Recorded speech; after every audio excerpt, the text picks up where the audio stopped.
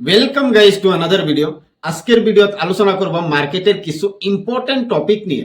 অনেক মানুষের মনে ভয়, এই সময় মার্কেট অনেক নিচে আসছে। গত সেপ্টেম্বর মাস থেকে মার্কেটে কারেকশন স্টার্ট হয়, আর সেই মান্থ থেকে আজকের দিন পর্যন্ত যদি আমরা দেখি টোটাল 112 ডেজ হয়ে গেছে, কিন্তু মার্কেটে কারেকশন হচ্ছে। এই কারেকশনের মাঝে যদি আমরা এই জায়গা দেখি, কারেকশনটা স্টার্ট হয়েছিল এই জায়গা থেকে। বর্তমান সময়ে যদি আমরা দেখি সেপ্টেম্বর টু জানুয়ারি, এই কয়েক মাসের মাঝে অলমোস্ট 12% আশেপাশে কারেকশন হয়ে গেছে মার্কেটে। তো যারা নাকি ধরুন যে সেপ্টেম্বরের কয়েকদিন আগে যদি আপনি 1 লাখ টাকা ইনভেস্ট করেছেন এই ইন্ডেক্সের কোম্পানিগুলাতে, তাহলে ইন্ডেক্সটা 12% কারেকশন হওয়াতে আপনার অলরেডি 12,000 রুপিস সাফা হয়ে গেছে। তো এই কারেকশনের মানে এটাই, যদি ইন্ডেক্স কারেকশন হয়েছে তার মানে পুরোটা স্টক মার্কেটই নিচে আসছে, আর এই ইন্ডেক্সে থাকা যতগুলা কোম্পানি আছে এই কোম্পানিগুলাই নিচে আসছে, কারেকশন হচ্ছে।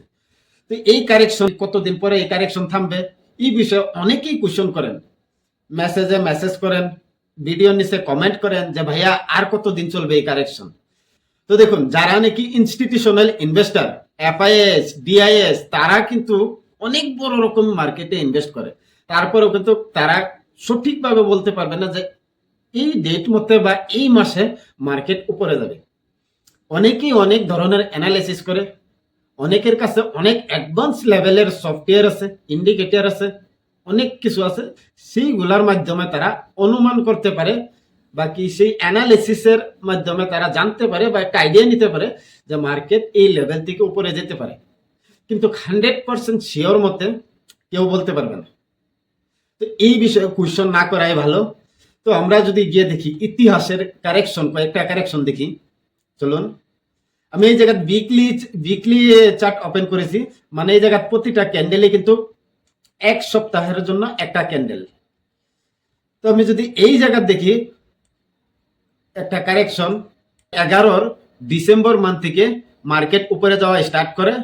এই জায়গা দেখুন গিয়েছে 2015 ফেব্রুয়ারি পর্যন্ত উপরে গিয়েছে, মার্কেট আপডাউন করে কিন্তু উপরে গেছে। তো সুন্দর একটা র্যালি দিয়েছে 2011 ডিসেম্বর মান্থ থেকে শুরু করে এই জায়গা যদি আমরা দেখি লাস্ট পয়েন্ট 2015 ফেব্রুয়ারি মান্থ পর্যন্ত সুন্দর একটা র্যালি দিয়েছে মার্কেট ইন্ডেক্সে।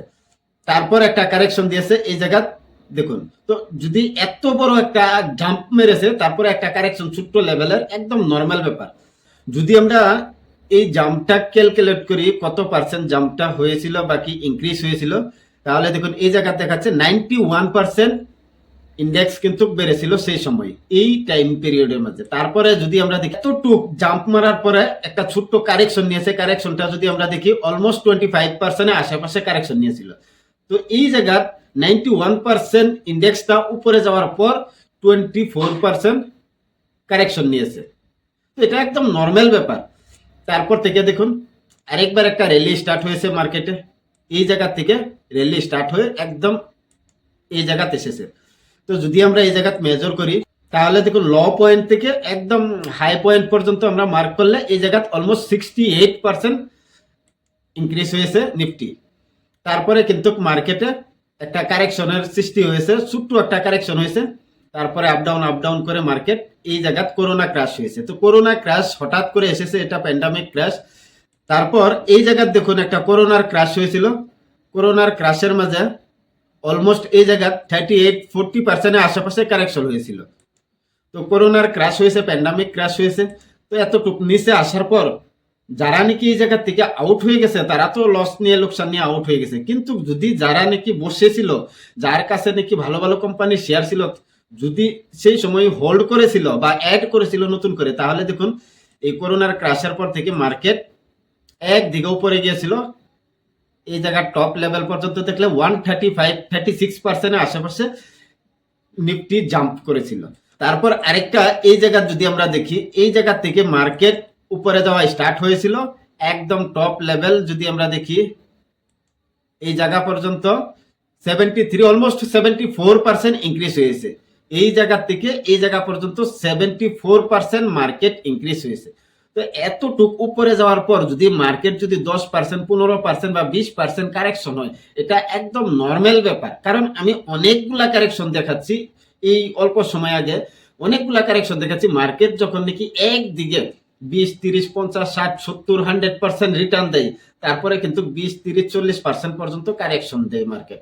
এগুলা একদম নর্মাল ব্যাপার। যে কোনো বস্তুর ক্ষেত্রে যান আপনি, যদি কোনো বস্তুর দাম একদম তেজি হিসাবে উপরে যায়, সেই জায়গা থেকে অল্প কারেক্ট হয়ে নিচে আসে। এক্সাম্পল হিসাবে যদি দেখি আমরা গোল্ড, সিলভার বা দুনিয়ার যেটা নাকি ভ্যালুয়েবল অ্যাসেট, বর্তমান সময়ে ভাইরাল অ্যাসেট, যেটাকে নাকি অনেক মানুষই জানেন না, বিটকয়েন, ইথেরিয়াম, ক্রিপ্টোকারেন্সি, সেইগুলার ক্ষেত্রেও যদি যান, তাহলে দেখবেন তেজি হিসাবে উপরে যায়, কিন্তু একটা লেভেলে যাওয়ার পরে সেটার যখন নাকি দেখা যায় যে ওভার ভ্যালুয়েশন হয়ে গেছে, সেই জায়গা থেকে কারেক্ট হয়ে অল্প নিচে আসে। এটা একদম নর্মাল ব্যাপার। যদি আমরা বাস্তব জীবনে যাই, মার্কেটে যেগুলা নাকি বস্তু বাহিনী আমরা কিনতে যাই, অনেক সময় ধরুন সেটা হতে পারে ফিশ বা ভেজিটেবল, যে কোনো সবজি হতে পারে, সেগুলোর দামও কিন্তু অনেক সময় দেখবেন অনেক তেজি হিসাবে উপরে চলে গেছে, তারপর কিছুদিন পরে দেখবেন অল্প ঘাটতি হয়ে নিচের দিকে আসছে। তো এই জগতে যতগুলা বস্তু বাহিনী আছে যেটাকে নাকি কিনা বেচা করি, বাই সেল হয়, সেই বস্তুগুলার দাম কিন্তু স্টেবল থাকে না। সবগুলা বস্তুর দামে কিন্তু উপর নিচে হয়। তো শেয়ার মার্কেটে আমি দেখাচ্ছি নিফটি ফিফটির অনেক বছরের চার্ট নিয়ে দেখাচ্ছি যে যদি নিফটি 60%, 70%, 80% মুভ দেয়, একদিকে উপরের দিকে যায়, তাহলে সেই জায়গার থেকে 10, 15, 20%, 25% কারেকশন হলে এটা একদম নর্মাল ব্যাপার। তা আমি 2016 থেকে স্টক মার্কেটে ট্রেডিং করি, ইনভেস্টমেন্ট করি। ট্রেডিং একদম কম করি, আর আমি কাউকে বলিও না ট্রেডিং করতে। ট্রেডিং হলো অনেক রিস্কি, এই জায়গায় অনেক মানুষের লোকসান করে। কিন্তু ইনভেস্টমেন্টের ক্ষেত্রে দেখলে সেই জায়গায় অনেক পার্সেন্টেজের মানুষে প্রফিট করে। তো এই জন্যই ইনভেস্টমেন্ট করবেন লম্বা সময়ের জন্য ভালো ভালো কোম্পানি দেখে। আর শর্ট টার্মে যদি দেখুন যে 1 মাস, 1.5 মাস, 2 মাস ধরে মার্কেটে কারেকশন হচ্ছে, গত সেপ্টেম্বর থেকে জানুয়ারি 2025 আজকের দিন পর্যন্ত যদি দেখি আমি, মার্কেট কারেকশনই হচ্ছে। একদিন যদি উপরে যায় অল্প, পরে 2 দিন 3 দিন কারেক্ট হয়ে নিচে এসে যায়, তারপর যদি একদিন যদি 0.5% উপরে যায় নিফটি, তারপরে 3 দিন 4 দিন কিন্তু নিচে এসে যায় মার্কেট। এই হিসাবে সেপ্টেম্বর থেকে আজকে জানুয়ারি পর্যন্ত যদি দেখি অলমোস্ট 13% এর আশেপাশে নিফটি নিচে এসে গেছে। তো হয়তোবা আরো আসবে সামনের দিনে, তো ভয় পাওয়ার কিছু না। কারণ আমি এই মাত্র দেখাচ্ছি ইতিহাসের ডেটা, দেখুন ডেটা কি বলে। তো ইতিহাসের যদি চার্ট দেখি আমরা, চার্টের মাধ্যমে অনেক ক্র্যাশ হয়েছে মার্কেটে, সেইগুলা ক্র্যাশকে অ্যানালিসিস করুন যে মার্কেটে ক্র্যাশ হয় কত দিনের জন্য হয়। যদি একটা র্যালি দেয় 70%, 80% উপরে যায় নিফটি, সেই জায়গার থেকে 10, 15, 20% কারেক্ট হওয়া একদম নর্মাল, ভয় পাওয়ার কিছুই নাই। যদি আপনার কাছে ভালো ভালো কোম্পানির শেয়ার আছে, তাহলে এরকম সময় সেগুলাতে অ্যাভারেজ করতে লাগে। কারণ ধরুন যে যদি আপনি কোনো একটা বস্তু কিনেছিলেন কয়েকদিন আগে 100 রুপিসে, আর আজকে মার্কেটে গিয়ে দেখেন সেই বস্তুটা 50% লো প্রাইসে অ্যাভেলেবেল আছে, ধরুন যে 50 রুপিসে আছে, তাহলে আপনি কি করবেন? যদি আপনার সেই বস্তুটার দরকার আছে, তাহলে তো খুশি মনে গিয়ে কিনে নেবেন। হয়তোবা আপনি একটার জায়গায় 2টা 3টা কিনে নেবেন, কারণ কয়েকদিন আগে কিনেছিলেন 100 রুপিসে, আজকে 50 রুপিসে পাচ্ছেন, তো 2-3টাও কিনে নেবেন একটার জায়গায়।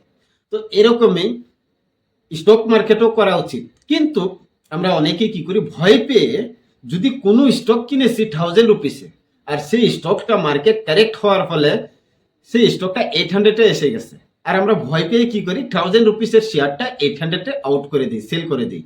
আসলে তো এটা একটা মহা ভুল। আপনার উচিত কি, 800-এ আরো 1-2টা কোয়ান্টিটি কিনতেন, আর অল্প টাকা ইনভেস্ট করতেন। কারণ আপনি 1000-এ কিনেছেন, 800 এসেছে, সেই কয়েকটা কোয়ান্টিটি যদি আপনি কিনেন, তারপরে আপনার এভারেজ একটা সুন্দর প্রাইস এসে যাবে। যদি মার্কেট আর অল্প কারেক্ট হয়, তাহলে আর অল্প কোয়ান্টিটি নেন। কিন্তু এই জায়গায় একটা ইম্পর্টেন্ট বিষয় কি, আপনার দেখতে লাগবে আপনার কাছে থাকা কোম্পানিগুলা ভালো কোম্পানি হয় না নাই। যদি ভালো কোম্পানি হয়, ফান্ডামেন্টালি স্ট্রং কোম্পানি হয়, তাহলে কিন্তু এই অ্যাভারেজ করতে পারেন কারেকশন মার্কেটে। কারণ বন্যায় যদি জোয়ার আসে, তাহলে জল কিন্তু সব দিকেই আসে। তো এরকমই যদি স্টক মার্কেটে জোয়ার আসে, তাহলে সবগুলা কোম্পানিকে কিন্তু সেই জোয়ারের ভোগান্তি ভুগতে লাগে। স্টক মার্কেটে ক্র্যাশ হচ্ছে, তো ভালো ভালো কোম্পানিও কিন্তু নিচের দিকে আসছে। যদি এক্সাম্পল হিসেবে দেখি আমরা, Reliance top company, number 1 company ভারতবর্ষের, এই কোম্পানির চার্ট দেখলেও বর্তমান সময়ে অনেক নিচে আছে, কিছুদিনের মাঝে অনেক কারেকশন হচ্ছে। তো এই রিলায়েন্সের মতো আরো অনেক অনেক কোম্পানি আছে যারা নাকি সেলস ভালো, বিজনেস ভালো, বিজনেস মডেল ভালো, ভবিষ্যতের জন্য যদি দেখি আমরা বিজনেস অ্যানালিসিস করি সবকিছু ঠিক আছে, তারপরেও কিন্তু কোম্পানির শেয়ার প্রাইসটা নিচে আসছে। কারণ কি? পুরোটা স্টক মার্কেটই নিচে আসছে। তো এগুলা কোম্পানিতে ইনভেস্ট করতে লাগে বর্তমান সময়ে। যদি আপনার পোর্টফোলিওতে ভালো স্টক আছে, হোল্ড করুন, কোনো প্রবলেম নাই।